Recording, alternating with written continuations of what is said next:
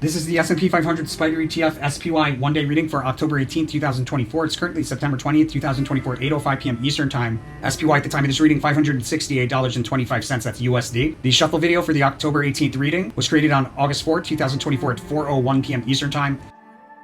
In this video, we're going to go over the overall trend direction for the day. We're going to talk about the chart behavior around the day's highest high and the chart behavior around the day's lowest low, as well as the general timing down to roughly about an hour as far as where they are throughout the day. And then we're going to get into where the best trades are and the chart behavior by the hour, basically. You have to give it plus or minus an hour here or there of wiggle room, and not in all readings, in a few readings here or there. But always pay attention to the sequence of events, because that will keep you on track if we are plus or minus a little bit here or there on the timing.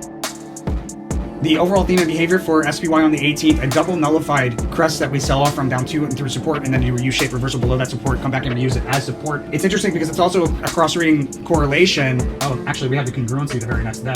Behavior around the high, we have an unexpected move and notable move to the upside into the high. Behavior around the low, trade opportunity in the midst of a decline to revisit a support level that we recently met once before as a past opportunity. And I'm advised to trade around. The Magus card indicates a significant trade opportunity. You're like, it's very auspicious for trading.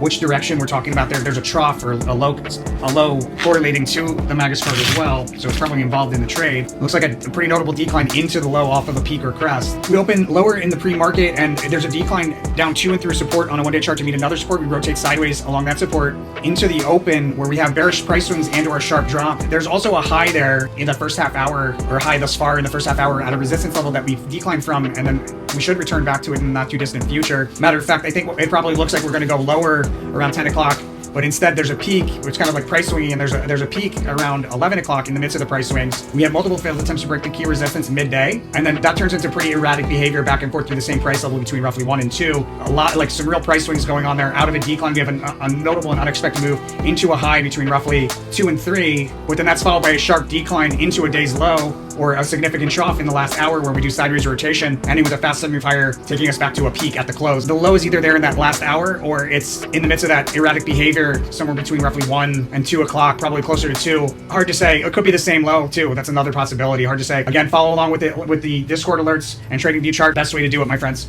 So if you didn't close out of a short position at the end of the day on the 17th, likely you would close out of it here first thing in the morning. Volatility taking us into resistance. There's price swinging, and then that peak or crest there around 11. Multiple failed attempts to break through key resistance. Could be opportunity to open up a short position for a day trade. It's a little tricky though. I might avoid trading this day because it's so wacky. And then there's a double nullification on the theme card, making it difficult to read overall direction. Yeah, I'm going to leave it at that. That's October 18th, 2024. Let me know what you think by hitting that like button. As always, make sure to follow that rule of karma. Guys, if you follow along with the early access subscription, then when we get around to like the 17th or the 18th, I'm going to have a much better idea, obviously, of how to read this information in real time. And that's where the Discord trade alerts really come into effectiveness. But with that said, blessings to all my angel investors. I will see you guys on the next one.